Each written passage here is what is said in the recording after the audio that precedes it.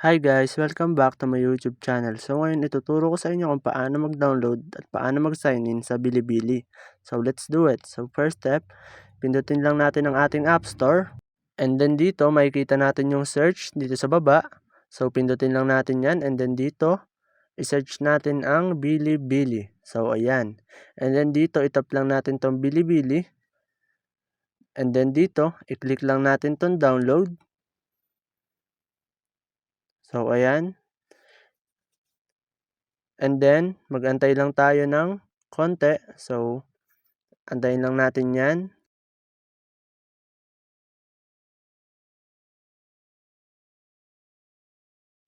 So, ayan. Pagtapos na mag-download, i-click lang natin tong open. And then dito, mapupunta na tayo sa Bilibili app. So, ayan, allow lang natin yan.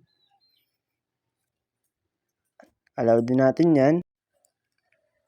At dito, pindutin nyo lang yung agree and continue. And then, pindutin nyo lang yung profile doon sa baba. And then dito, may choice kayo. Pwede nyong gamitin ang Google, Facebook, or Apple.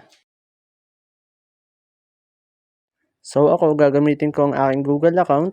So pindutin ko lang yung Google account. So ayan. And then dito, pumili lang kayo ng account kung anong gusto nyong gamitin. And then dito, continue. So ayan. And then dito, nakapag-login na kayo. So ganun lang naman kadali mag-download at mag-login sa Bilibili. So ayan, pwede nyo nang enjoyin ang Bilibili app. So ayun lang guys, ganun lang naman kadali. So see you naman next video. Bye!